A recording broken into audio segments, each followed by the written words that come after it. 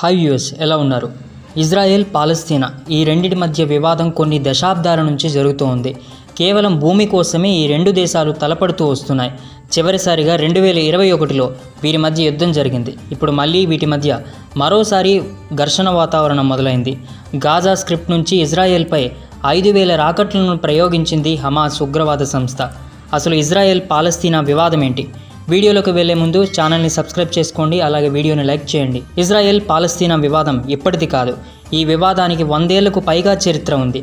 మొదటిసారి ప్రపంచ యుద్ధంలో ఒటోమన్ సామ్రాజ్యం ఓడిపోయిన తర్వాత పాలస్తీనా అనే పిలువబడే భూభాగాన్ని బ్రిటన్ స్వాధీనం చేసుకుంది. అప్పట్లో ఇజ్రాయెల్ అనే దేశమే లేదు. ఇజ్రాయెల్ నుంచి వెస్ట్ బ్యాంక్ వరకు ఉన్న ప్రాంతాన్ని పాలస్తీనా అని పిలిచేవారు. ఈ ప్రాంతంలో అరబ్బులు మెజారిటీగాను, యూదులు మైనారిటీగాను ఉండేవారు.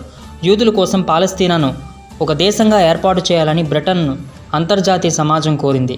ఇదే పాలస్తీన్లు యూదుల మధ్య వివాదానికి కారణమైంది. ఇది తమ పూర్వీకుల ఇల్లు అని యూదులు విశ్వసించేవారు. ఆ ప్రాంతంపై తమకే హక్కు ఉందని దశాబ్దాల తరబడి వాదిస్తున్నారు. మరోవైపు పాలస్తీనియన్ అరబ్బులు కూడా ఇది తమ మాతృభూమి అని, పాలస్తీనా అనే పేరుతో ఒక కొత్త దేశం సృష్టించాలని కూడా అనుకున్నారు. యూదుల కోసం ప్రత్యేక రాజ్యం ఏర్పాటు చేయాలనే బ్రిటన్ ఎత్తుగడను ఈ పాలస్తీనియన్ అరబ్బులు తీవ్రంగా వ్యతిరేకించారు. ఈ విధంగా పాలస్తీన్ ఇజ్రాయెల్ వివాదం మొదలైంది. 1920 నుంచి 1940 మధ్య కాలంలో యూరప్లో ఉండే యూదులపై దారుణాలు జరిగేవి. ముఖ్యంగా హిట్లర్ హయాంలో యూదులపై అణచివేత జరిగేది. దాంతో యూదులు అక్కడి నుంచి పారిపోయి పాలస్తీనాకు రావడం మొదలుపెట్టారు. ఇది తమ మాతృభూమి అని, ఇక్కడే తమ సొంత దేశాన్ని సృష్టిస్తామని యూదులు విశ్వసించారు. ఆ సమయంలో యూదులు, పాలస్తీన్ అరబ్బులు మధ్య హింసాత్మక ఘటనలు జరుగుతూ ఉండేవి. అదే టైంలో బ్రిటిష్ పాలనకు వ్యతిరేకంగా పోరాటం కూడా పెరుగుతూ వచ్చింది. అప్పుడు యూదులు, అరబ్బుల మధ్య వివాదానికి చెక్ పెట్టేందుకు గాను 1947లో ఐక్యరాజ్య సమితి ఒక ప్రతిపాదన చేసింది. పాలస్తీనాను రెండుగా విభజించి యూదులకు, అరబ్బులకు పంచి ఇవ్వాలని, జెరూసలేంను అంతర్జాతీయ నగరంగా ప్రకటించాలని యుఎన్ సిఫార్సు చేసింది. ఈ ప్రతిపాదనకు యూదులు అంగీకరించారు, కానీ అరబ్బులు మాత్రం వ్యతిరేకించారు. తద్వారా ఆ ప్రతిపాదన ఎప్పుడూ అమలు కాలేదు. ఆ సమస్యను బ్రిటన్ సైతం పరిష్కరించలేక అక్కడి నుంచి వెళ్ళిపోయింది. 1948లో బ్రిటన్ వెళ్ళిపోయాక యూదులు ఇజ్రాయెల్ దేశాన్ని సృష్టిస్తున్నట్లు ప్రకటించుకున్నారు. ఈ నిర్ణయాన్ని అనేక మంది పాలస్తీనియన్స్ వ్యతిరేకించడంతో ఇరు పక్షాల మధ్య యుద్ధం అనివార్యమైంది. యుద్ధ సమయంలో లక్షలాది మంది పాలస్తీన్లు అక్కడి నుంచి పారిపోయారు. మొదటి యుద్ధం ముగిసే సమయానికి ఇజ్రాయెల్ అతిపెద్ద మొత్తంలో భూభాగాన్ని స్వాధీనం చేసుకుంది. జోర్డాన్, ఈజిప్ట్ వంటి అరబ్ దేశాలు పాలస్తీనా ప్రజల కోసం పోరాడాయి. కానీ వాళ్ళు ఓడిపోవడంతో పాలస్తీనా కొంచెం భూభాగానికే పరిమితమైంది. జోర్డాన్ ఆధీనం చేసుకున్న భూభాగానికి వెస్ట్ బ్యాంక్ అని పేరు పెట్టారు. అటు ఈజిప్ట్ ఆక్రమించిన ప్రాంతానికి గాజా స్క్రిప్ట్ అని పేరు పెట్టారు. జెరూసలేంను రెండుగా విభజించి పశ్చిమ వైపు ఇజ్రాయెల్ దళాలు, తూర్పు వైపు జోర్డాన్ ఆర్మీ పంచుకున్న కొన్ని సంవత్సరాల వరకు ప్రశాంత వాతావరణం ఉండేది. కానీ 1967లో మళ్ళీ యుద్ధం ప్రారంభమైంది. ఈ యుద్ధంలో ఇజ్రాయెల్ తూర్పు జెరూసలేంతో పాటు వెస్ట్ బ్యాంక్, గాజా స్క్రిప్ట్ను స్వాధీనం చేసుకుంది. 2005లో గాజా నుంచి ఇజ్రాయెల్ వైదొలిగింది, కానీ వెస్ట్ బ్యాంక్ను నియంత్రిస్తూనే ఉంది.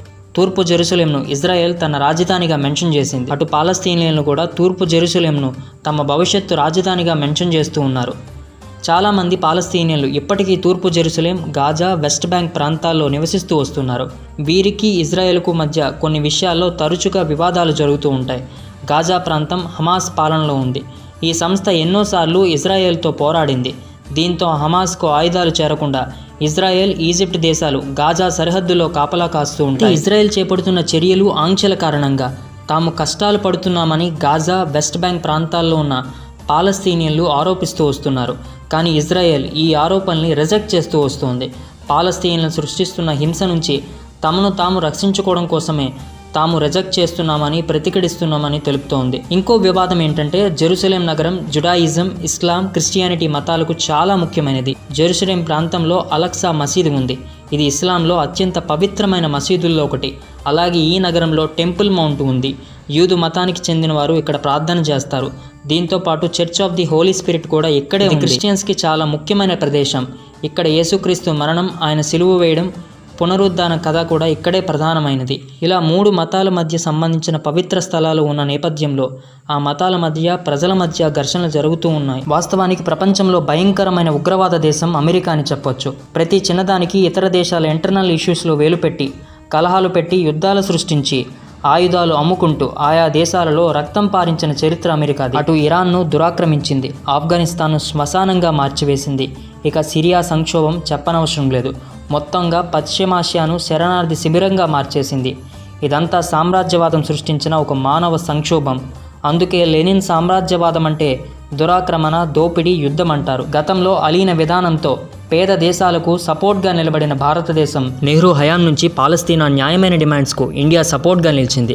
అప్పటి foreign affairs minister Atal Bihari Vajpayee Israel సెటిల్మెంట్స్ను బ్యాన్ చేయాలని ఐక్యరాజ్య సమితిలో క్వశ్చన్ చేశారు. నరేంద్ర మోదీ పాలస్తీనాని విజిట్ చేసిన ఫస్ట్ ఇండియన్ ప్రైమ్ మినిస్టర్గా నిలిచారు. పాలస్తీనా న్యాయమైన డిమాండ్స్ విషయంలో ఈ అగ్రదేశాలన్నీ 7.5 దశాబ్దాలుగా ఏం చేశాయి? ఈ దేశాలన్నీ అనుసరిస్తూ వస్తున్న ఇజ్రాయెల్ అనుకూల వైఖరి హమాస్ వంటి ఒక మిలిటెంట్ సంస్థ ఇంతగా బలపడడానికి కారణం అనేది చారిత్రక సత్యాన్ని మరిచిపోకూడదు. ఏ దేశానికైనా ఆ దేశం యొక్క ప్రయోజనాలే ముఖ్యం. కానీ ఆ ప్రయోజనాలు హింసకు, హ్యూమన్ క్రైసిస్కు దారితీయకూడదనేది ప్రభుత్వాధినేతలు గుర్తుపెట్టుకోవాలి.